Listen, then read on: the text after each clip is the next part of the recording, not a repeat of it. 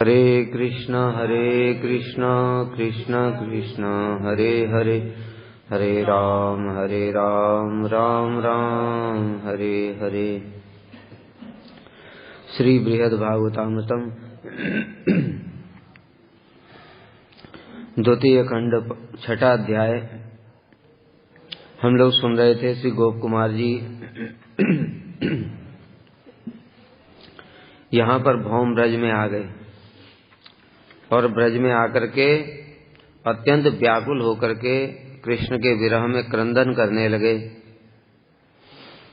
और एक दिन क्रंदन करते करते मूर्छित होकर के इसी कुंज में गिर पड़े। दयालु चूड़ामणिना अमुनैव स्वयं समागत्य कराम्बुजेन वंशीरते नामृत शीतलेन मदगात्रतो मार्जयता रजांसी नीतो अस्मि संचाल्य मुहु सलीलम संज्ञां महादूर्त वरेण्यत्नात् नासा प्रविष्टै पुरानुभूतै अपूर्य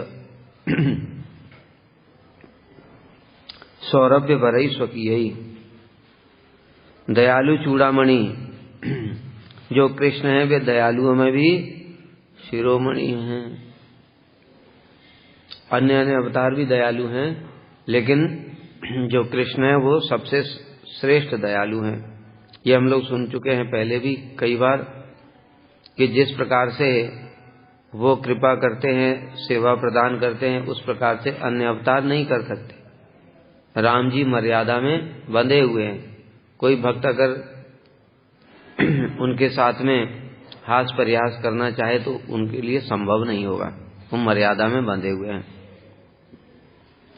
इसी प्रकार से जो वात्सल्य रस के भक्त हैं वो राम जी का कान नहीं पकड़ सकते, उनको बंधन में नहीं बांध सकते। तो कृष्ण पूरा स्वच्छंद है, अर्थात उनके लिए कोई नियम कानून नहीं है। जिसकी जैसी इच्छा हो वो जैसा सेवा करना चाहता है उस प्रकार की सेवा कर सकता है। इसलिए दयालु चूड़ामणि स्वयं मेरे निकट आए। अभी ये मूर्छित पड़े हुए हैं और वंशी युक्त अमृत सुशीतल हस्तकमल से मेरे अंगों में लगी धूल को झाड़ने लगे। अब इनकी इच्छा पूर्ण हो गई, जो ये इतने चिरकाल से इच्छा कर रहे थे वो इनकी पूर्ण हो गई। स्वयं कृष्ण के हाथ में बंसी है और उसी बंसी वाले हाथ से इनके जो गिर पड़े थे जमीन पर, शरीर में धूली लग गई थी, तो कृष्ण स्वयं उसको झाड़ रहे। देखो क्या सौभाग्य। अभी हम लोग इतने दिन से सुन रहे हैं कि कृष्ण का दर्शन भी शिव जी और ब्रह्मा जी को होता नहीं है, उनका स्पर्श तो दूर की बात ही है, लेकिन इनके शरीर में लगी हुई धूल को खुद झाड़ रहे हैं। फिर उन श्रेष्ठ महाधूर्त ने मुझे सचेत कराने के लिए क्रीड़ा करने की भांति यत्नपूर्वक मेरे शरीर को पुनः हिलाया। और क्या कह रहे हैं? श्रेष्ठ महाधूर्त, पहले ही बताया। धूर्त उनको क्यों बोला है? क्योंकि वो भक्तों के साथ ऐसा विलास लीला विलास करते हैं, बार बार उनको दर्शन देकर के अमृत का आनंद प्रदान करते हैं, अमृत के सागर के समान आनंद प्रदान करते हैं, मीठी मीठी बातें करते हैं जो अमृत से भी श्रेष्ठ हैं, और फिर उसके बाद अंतर्धान हो जाते हैं। तो ये धूर्त का काम है कि नहीं? इसलिए कह रहे हैं ऐसा और कोई नहीं करता। इसलिए महाधूर्त मुझे सचेत कराने के लिए, मैं मूर्छित हो गया था इसलिए क्रीड़ा करने की भांति मेरे शरीर को ऐसे खुद कृष्ण हिला रहे हैं। अरे गोप कुमार उठो, ऐसे। जैसे ही उनके अंगों की सौरभ, जिसका मैंने पहले कभी अनुभव नहीं किया था, मेरी नासिका में पहुंची, मैं सचेत हो गया। भगवान के शरीर से इतनी दिव्य सुगंध आती है, उस सुगंध से ही भक्त लोग उन्मत्त हो जाते हैं। तभी तो अभी हम लोगों को वो सुगंध का अनुभव नहीं है ना, इसलिए हमको जड़ जगत की सुगंधें अच्छी लगती हैं। सेंट मार लिया, परफ्यूम मार लिया, फूलों की सुगंध, लेकिन कृष्ण के शरीर से जो दिव्य सुगंध निकलती है, अगर उसका एक बार आस्वादन हो जाए फिर भक्त को इस जगत की कोई वस्तु अच्छी नहीं लगेगी। कृष्ण का रूप, रस, गंध, शब्द, स्पर्श, ये पांचों की उपलब्धि जिसको हो जाती है, फिर वो इस जगत में रहते हुए भी नहीं रहता, उसका चित्त सब समय उसी में डूबा रहता है।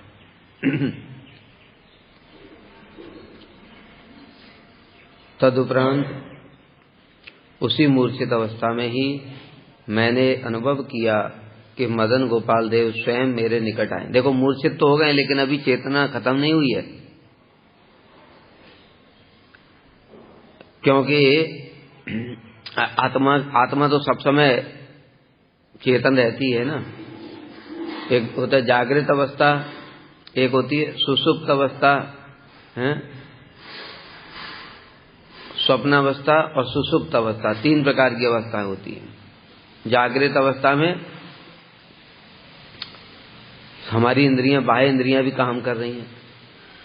स्वप्न अवस्था में बाह्य इंद्रियां काम नहीं करती लेकिन मन काम करता रहता है, तभी स्वप्न आते हैं। देखा नहीं मन में कैसे चलता रहता है, वो मन के सब क्रिएशन है। मन में जो संस्कार रहते हैं अनंत जन्मों के, उन्हीं संस्कारों के हिसाब से मन अपने आप स्वप्न क्रिएट करता रहता है। इसलिए कभी कभी देखोगे कि जो हम दिन में सुबेरे चिंतन कर रहे थे या दिन भर, वही स्वप्न में भी आ रहा है। कारण क्या हुआ? मन उसके बारे में चिंतन कर रहा था।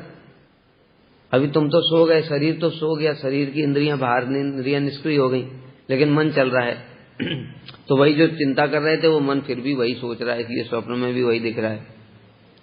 और सुषुप्तावस्था में मन भी शांत हो जाता है, लेकिन जो आत्मा है वो तभी, वो तो सब समय चेतन है। वो तो आत्मा कैसे सोएगा? तो इसलिए आत्मा के द्वारा अनुभव किया। अभी ये तो साधारण नहीं है ना, ये गोप कुमार, इनका तो शरीर चिन्मय हो चुका है पूरा।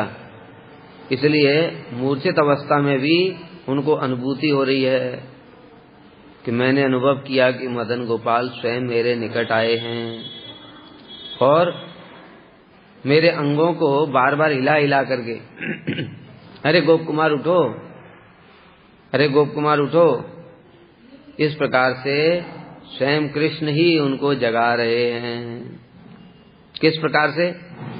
अमृत से भी सुशीतल, अथवा अमृत अथवा परम मधुर और परम सुशीतल दाएं हस्त कमल द्वारा, जिसमें वेणु धारण किए हुए थे। एक हाथ में वेणु थी, उसी हाथ से ही इनको पकड़ करके ऐसे हिला रहे हैं। और उनका स्पर्श कैसा है? अमृत से भी सुशीतल। बताया ना कि कृष्ण का स्पर्श करने के बाद तो चित्त एकदम पूरा व्याकुल हो जाएगा।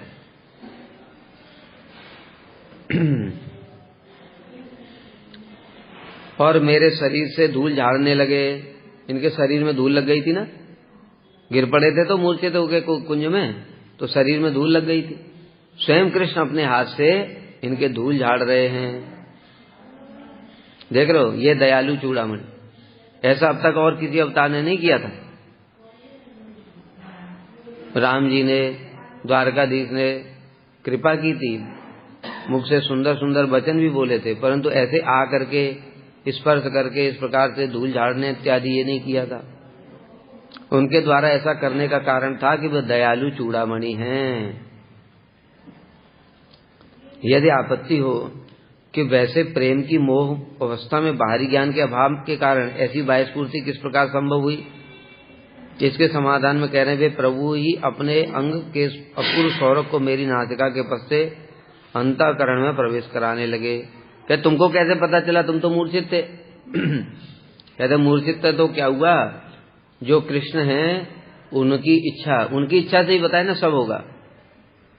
उन्होंने अपनी इच्छा से जब की तो उनके शरीर की सुगंध मेरी नाक के माध्यम से अंतःकरण में चली गई और मेरा चित्त मूर्छित अवस्था में भी वो सब मुझे अनुभूति होने लगी। अपूर्व सौरभ, अपूर्व सौरभ का मतलब है जैसा कृष्ण के शरीर की सुगंध थी ऐसी सुगंध अन्य कहीं पर भी नहीं है। अरे ये ब्रह्मांड में जितनी सुगंध है सब कहां से आई? सब कुछ कृष्ण से ही आया ना। रूप, रस, गंध, शब्द, स्पर्श सब कुछ कहां से आया?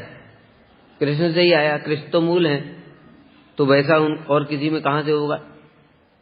जो बाकी अवतार हैं वो भी कृष्ण से ही प्रकट हुए हैं, तो बाकी किसी अवतार में भी इतना सुगंध कहां से आएगा, इतनी मधुरता कहां से आएगी? यदि आपत्ति हो कि प्रभु के अंग सौरभ नासिका में प्रवेश ही किस प्रकार से संभव हुआ, इसके लिए कह रहे हैं वे महाधूर्तों में श्रेष्ठ हैं कि वे जानते हैं, कौशल के प्रयोग को भली भांति जानते हैं। कैसे?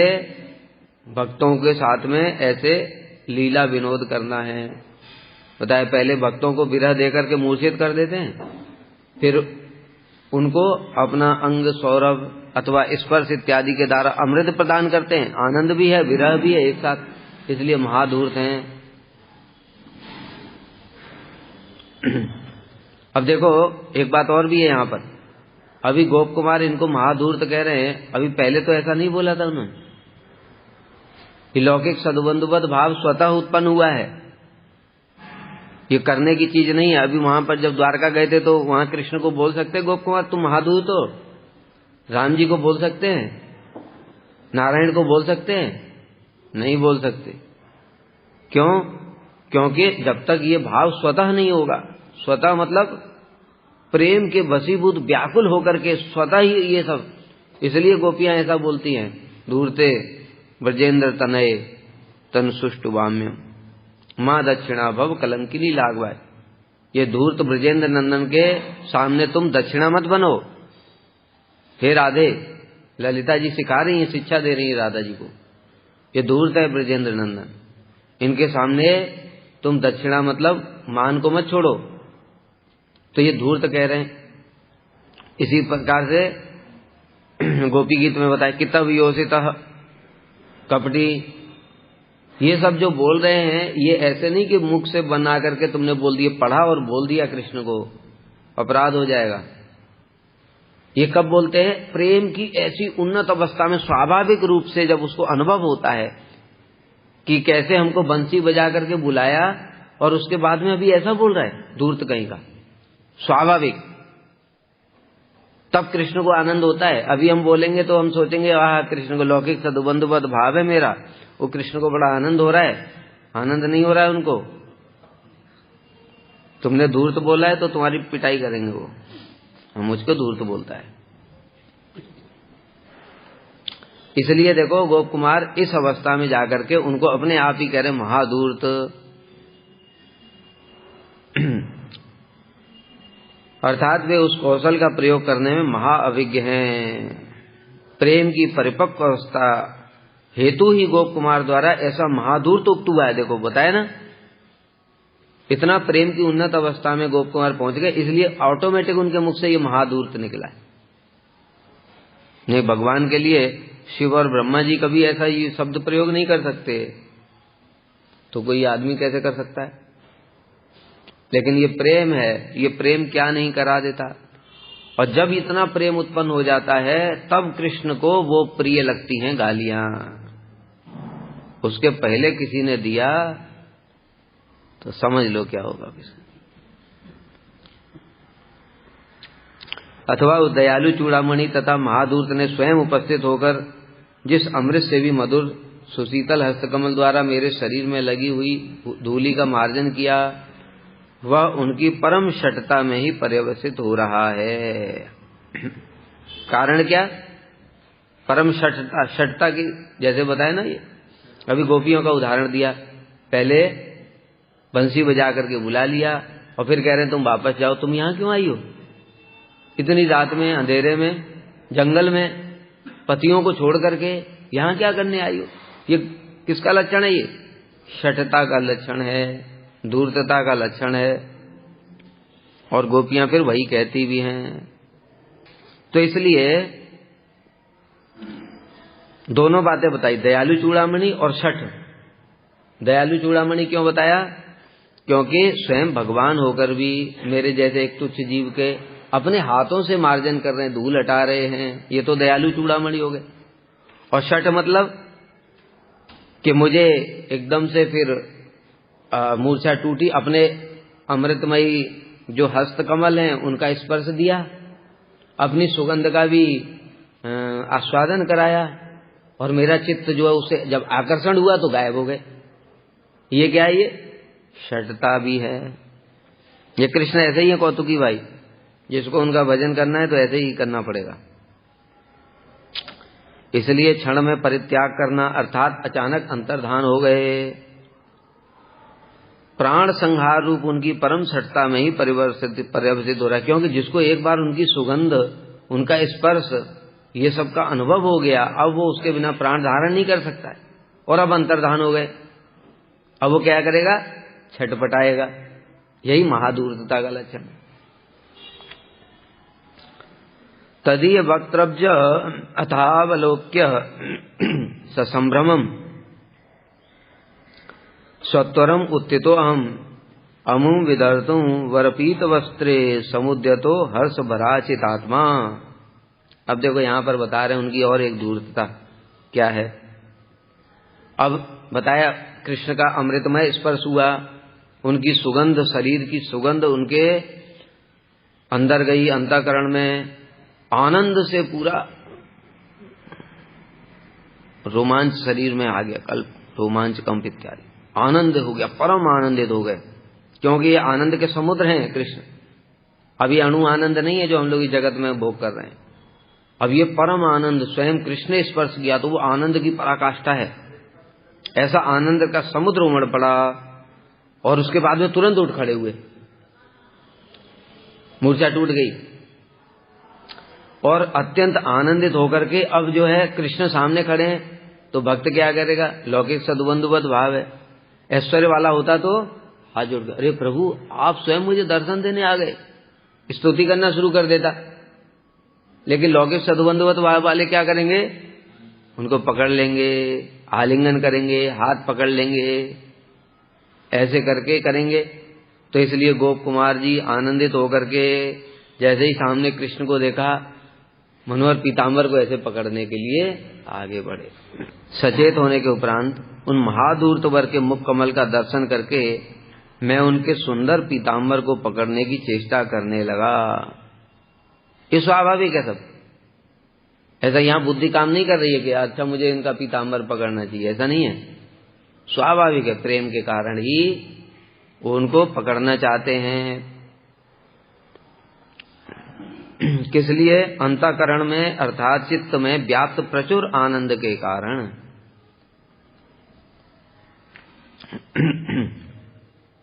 स नागरेन्द्रो अपससार पृष्ठतो निनादयस्ताम मुरलीं स्वलीलया अभूच्य कुंजांतरितः सपद्यसौ मया न लब्धो बत धावताप्यलम। अभी बताया वो धूर्त शिरोमणि है, धूर्त महाधूर्त हैं। इसलिए क्या किया? पहले विरह के द्वारा मूर्छित कर दिया गोप कुमार को, फिर आकर के प्रेम से उनको स्पर्श किया, आनंद प्रदान किया, और जब वो मूर्छा टूट गई फिर वही काम उनका जो उनका स्वभाव है। क्या? नागर चूड़ामणि अपनी लीलावस्था बंसी बजाते बजाते बंसी बजाना शुरू कर दिया। अभी बंसी की ध्वनि भी कान में चली गई। वो रूप रस गंध शब्द स्पर्श सब हो गया इनका, और पीछे हटने लगे।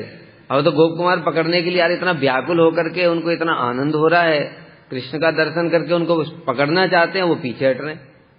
यही महाधूर्त का लक्षण। और शीघ्र ही किसी कुंज में छुप गए। देखो ये काम करते हैं कृष्ण, फिर किसी कुंज में छुप गए जाकर। अब गोप कुमार ढूंढ रहे हैं व्याकुल होकर के, और मैं उनके पीछे पीछे दौड़ करके उन्हें पकड़ नहीं पाया। पकड़ेंगे कहां से? कृष्ण की इच्छा नहीं ना पकड़ने की, पकड़वाने की इच्छा नहीं है तो उनको कैसे पकड़ेंगे? और यही उनका काम है, ऐसी व्याकुलता बढ़ा देते हैं। पता है, रूप रस गंध शब्द स्पर्श का आस्वादन करा करके फिर अंतर्धान हो गए। अब अंतर्धान हो गए, अब कैसी छटपटाहट होगी, उसकी कोई सीमा ही नहीं है। वही कह रही है जो विरह है इसका वर्णन नहीं किया जा सकता, क्योंकि कृष्ण का सौंदर्य अभी तो हमको पता ही नहीं है। तब तक जो हमको विरह इत्यादि होता है वो केवल अपने कारण से ही होता है। अपने कारण से मतलब हम संसार में पड़े हुए हैं, पुनः जन्म मरण मृत्यु, फिर से इसी चक्र में फंसे हुए हैं, फिर माया में पड़े हुए हैं, मन हमको बार बार इधर उधर खींचा करता है, इसलिए व्याकुलता होती है, प्रभु ले चलो यहाँ से, ये हमारा विरह है। लेकिन इनको कौन सा विरह है? कृष्ण का रसास्वादन हो गया, रूप रस गंध शब्द स्पर्श, और वो अनंत है, वो महासागर के समान। तो इसलिए उसको एक बार आस्वादन कराने के बाद फिर जो कृष्ण छुप जाते हैं तो इतना तीव्र व्याकुलता होती है। वही कह रहे थे वो जो नारद जी पहले ही बताया था कि व्याकुल दीनता ही उसको प्राप्त कराने का एकमात्र उपाय है। अब इनके अंदर जो दीनता उत्पन्न होगी, कहाँ चले गए, कहाँ जाऊं, कहाँ पाऊं, वही भगवान की प्राप्ति कराएगी। तब वे नागर चूड़ामणि मेरी ओर देखते हुए पीछे की ओर हटने लगे।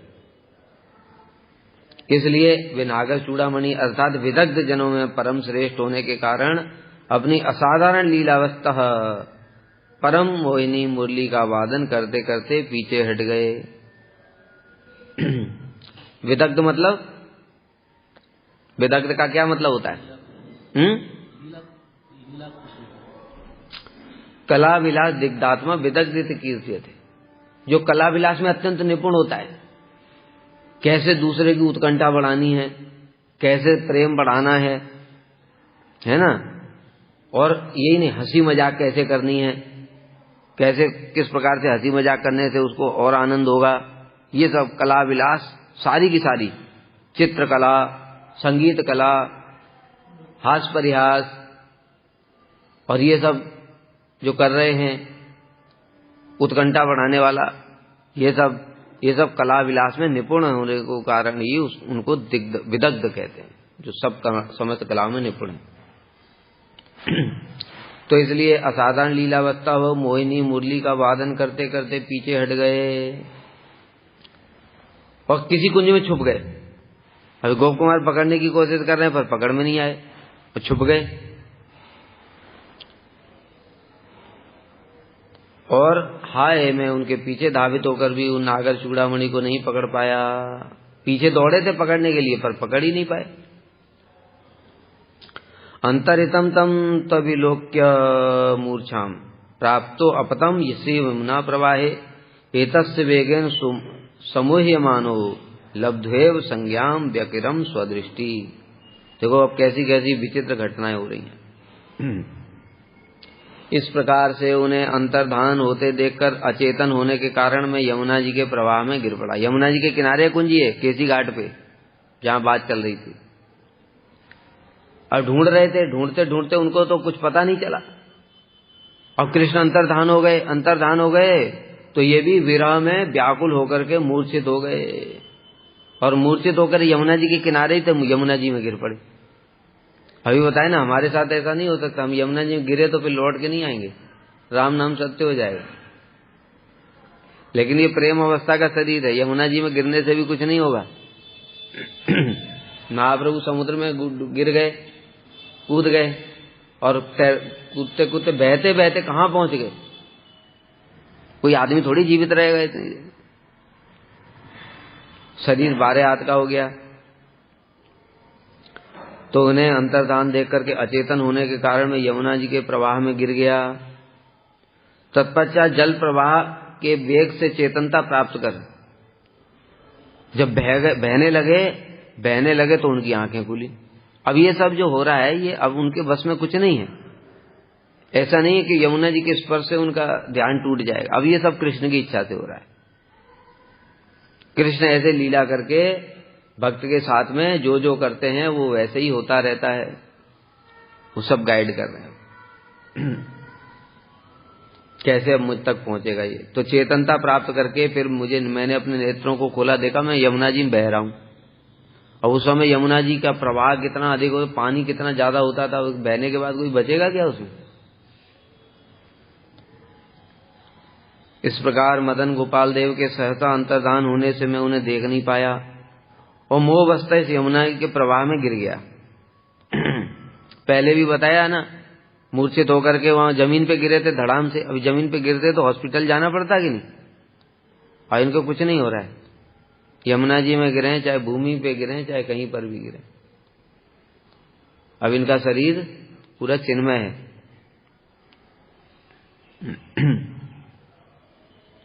मोहवस्था में इसको देख नहीं पाया। वास्तव मेरी अचेतन अवस्था दूर नहीं हुई थी, अथवा उस समय तक भी मेरी मूर्छा संपूर्ण रूप से दूर नहीं हुई थी। बाद में यमुना की तरंगों के हिल्लोल से यमुना जी में बह रहे हैं इधर उधर, तो जब इधर उधर बहने लगे तब चेतनता प्राप्त करके दोनों नेत्रों को खोला। पश्यामि अतिक्रांतम मनोज वेन यानेन केनापि महोर्धगेन केनापि मार्गेण महाद्भुतेन देशांतरे कुत्रचिदागतोऽस्मि। अब देखो क्या अद्भुत घटना हुई। तब मैंने देखा मन से भी अधिक वेग वाले और अति उच्च स्थान में गमन करने योग्य किसी विमान द्वारा मैं किसी एक अत्यंत अद्भुत मार्ग से होकर अन्य लोक में पहुंच रहा हूं। समझ गए? अब इनकी योग्यता हो गई। इनको ऐसे ऐसे विरह में व्याकुल कराया, जैसा बताया ना, सोना को तपाया, थोड़ा तपा करके जब एकदम पूरा शुद्ध हो गया, अब उनको ले जाना है गोलोक। इसलिए ये इधर मूर्छित हुए, फिर कृष्ण का आस्वादन हुआ, फिर दोबारा कृष्ण अंतर्धान हो गए और विरह हुआ, सब कुछ अब शुद्ध हो गया, प्योर। अब उठा करके इनको विमान में चढ़ा लिया, विमान में चढ़ा लिया। ये विमान गोलोक तक जाएगा। अब ये जो टिकट है ये सीधा फ्लाइट है, डायरेक्ट। अभी तक ट्रेन में जा रहे थे, अभी ट्रेन में जाओगे तो क्या होगा, ट्रेन के बीच में जो स्टेशन आएगा तो रुकेगी, उड़ के तो जाएगी नहीं। जहां जहां उसका स्टॉपेज है वहां वहां रुकेगी। तो इसलिए उनका भू के बाद स्वर्ग मह जन तप सत्य ट्रेन में बैठे हुए थे। तो ट्रेन रुक रुक के जा रही थी। फिर उसके बाद में बैकुंठ में, अयोध्या, द्वारका, वहां भी स्टॉपेज थे। अब ये जो बैठे हैं प्लेन में बैठे, नॉन स्टॉप, सीधे गोलोक। अद्भुत मार्ग से होकर के अन्य लोग। अब देखो ये बता रहे हैं कि ये पहले वाला मार्ग था, ये अब नहीं है। पहले वाला मार्ग में क्रमशः मुक्ति वाला मार्ग फिर अलग ही है, वहां से सब कुछ दिखाते हुए ले जाते हैं एक एक करके, एक एक लोक में। अब तो दिखाने की जरूरत नहीं है, तो एकदम पूरा डायरेक्ट रूट। जैसे देखा नहीं कि यहां पर भी हमारा ट्रेन का रूट है पटरी वाला, और अद्भुत मार्ग क्या है, फ्लाइट उड़ी और सीधे यहां से दिल्ली पहुंच गई, है कि नहीं? या समुद्र सब पार करके अमेरिका पहुंच जाती फ्लाइट। तब मैंने देखा किसी परम अलौकिक विमान द्वारा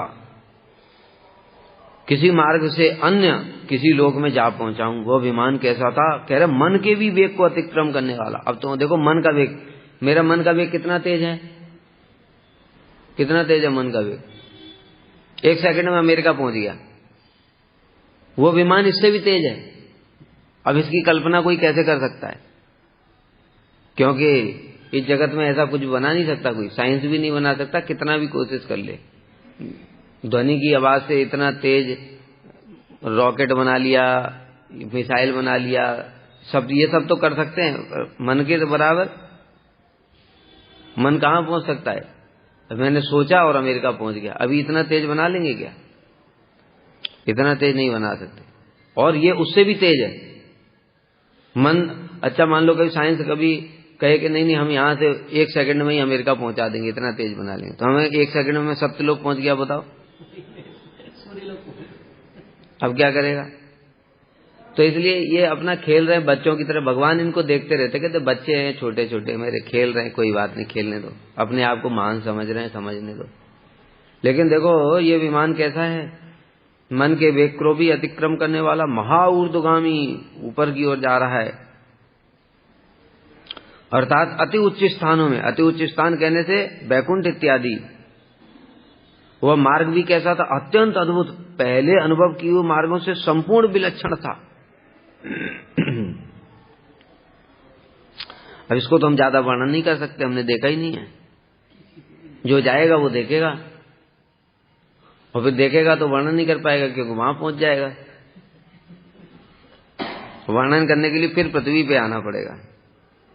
चित्तम समादाय मृषामि यावद वैकुंठ लोकम तमितो अस्मितावत तम विस्मितो वीच्य वहन प्रहर्षम पश्यन अयोध्यादिक मत्तिगाम तत्। जब चित्त को स्थिर करके मैं विचार करने लगा, अभी तो सोच ही रहे हैं, इतना तेज बता रहे हैं ना, इसलिए मन से तेज इतना तेज चल रहा है वो, अभी खाली सोच ही रहे हैं कि मैं कहाँ किधर क्या है इधर। तो अपने आप को बैकुंठ लोक में थे, बैकुंठ पहुंच भी गए। बताया मन की गति से तेज चल रहा है वो, सत्य लोक के ऊपर में फिर बैकुंठ पहुंच गए इतनी देर में। तो और बैकुंठ का अभी बैकुंठ देखा, अरे क्योंकि यहाँ तो पहले आ चुके हैं ना, और वो बैकुंठ कोई साधारण नहीं है कि एकदम 1 सेकंड में पार हो जाएगा। इतना विशाल अनंत बैकुंठ है। और वो जब तक ये सोच ही रहे अरे ये तो बैकुंठ है, तब तक अयोध्या आ गए। इतना फ्लाइट इतना फास्ट है पूरा। उसके बाद में अयोध्या का दर्शन करते करते अयोध्या, और ये अयोध्या में देख रहे थे अरे यही तो राम जी थे, तब तक द्वारका पहुंच गए। कह रहे क्या हो रहा है, इतना तेज कहां से जा रहा हूं मैं। इन सब पुरियों को भी मैं लांग गया। मैंने जब चित्त को स्थिर करके विचार किया, तब देखा कि मैं स्वयं द्वारा पहले अनुभव किए गए श्री नारायण अधिष्ठित बैकुंठ लोक में उपस्थित हुआ। गमित पाठ कहने से वाहन द्वारा पहुंचना समझना होगा। उस बैकुंठ लोक को प्रचुर हर्ष के प्रवाह में देखते ही मैं उस बैकुंठ के अंतर्गत अयोध्या, द्वारका आदि पुरियों को भी लांग गया। जब तक देख रहे थे आनंद हो ही रहा था, तब तक तो इसको ही पार कर गए, कुछ और कर नहीं पाए। क्योंकि तुम लोग भी चिरकाल से गोलोक पहुंचना चाहते हो, इसलिए आज गोलोक पहुंचा ही देते हैं। वो कुमार जी आज पहुंचे तो हम भी पहुंच जाते हैं, पाठ में ही सही। हमें तो विमान नहीं आएगा, हमें तो साइकिल है। तो साइकिल से कहां जाए, स्वर्ग भी नहीं जाती वो। श्री गोलोकम तम चिराशावलंबम। चिराशा, चिराशा मतलब कितने लंबे समय की जो आशा कामना थी मेरे, श्री गोलोकम गोलोक जाने की, प्राप्तो भांतम सर्वलोको परिष्टात्। वो पहुंच गया मैं आज, जो सब लोगों से ऊपर में विराजमान था। आश्रय श्रीमन मातुरे मंडले अस्मिन यादृक् सर्वम तत्र वै तादृगेव। इस भौम जगत स्थित मथुरा मंडल में जिस प्रकार के स्थान है, वहां पर भी मैंने उसी प्रकार के स्थानों को ही देखा। अब यहाँ पर जो हम अभी स्थान देख रहे हैं, लेकिन ये तो ईंट पत्थर वाले हैं, तो ये वाले नहीं कह रहे हैं। अब जो कुंज निकुंज जो इन्होंने अब चिन्मय देखे थे यहीं पर, यमुना पुलिन, ये सब चीजें देखी थी, वो दिव्य स्वरूप में वहां पर सब कुछ देखा।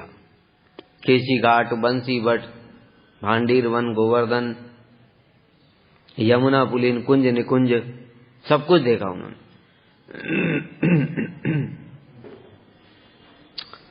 मेरे इष्टदेव श्री मदन गोपाल की निरंतर वैसी अपूर्व लीलाओं के विषय अर्थात मेरी चिरकाल की आसरा के आश्रय समस्त लोकों से ऊपर विराजमान मैं उस गोलोक में पहुंच गया।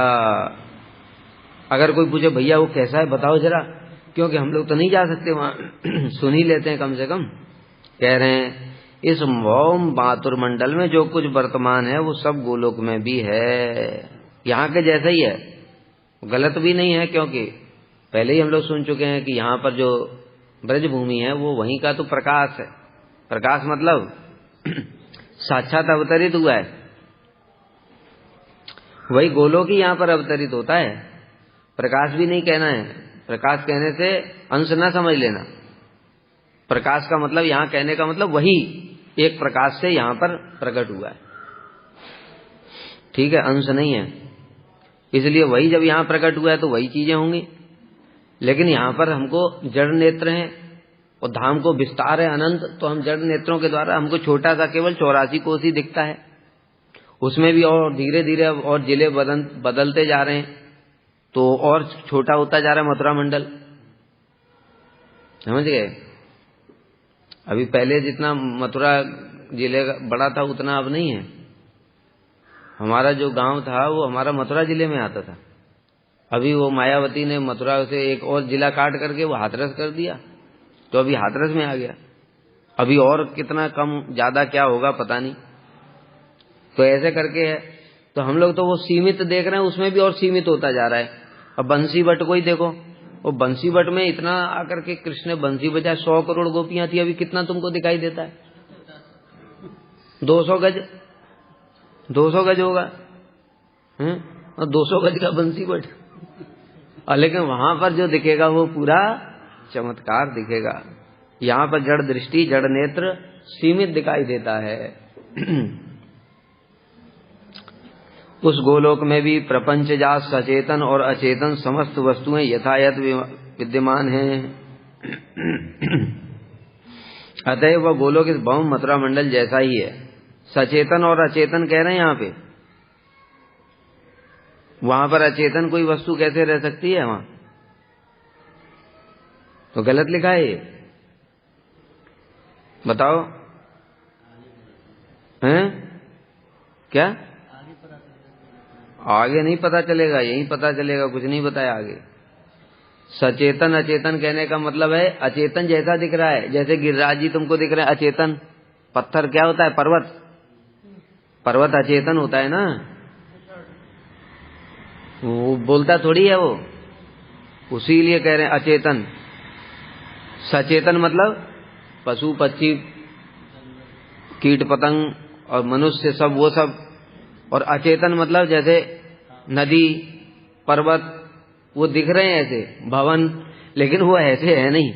अचेतन मतलब खाली वो बोल नहीं रहे, समझ गए? एक जगह स्थिर, जैसे यहाँ पर रहते हैं ऐसे स्थिर, वैसे वहां पर भी दिख रहे हैं, किंतु अचेतन नहीं है। वहां सब कुछ चिन्मय है, वो चित्त जगत है, चित्त जगत में चिन्मय ही है सब, लेकिन लीला के लिए वैसे रहते हैं। वहां की जो दीवार है चिंतामणियों से बनी है, किंतु वो बोलेगी थोड़ी, समझ गए?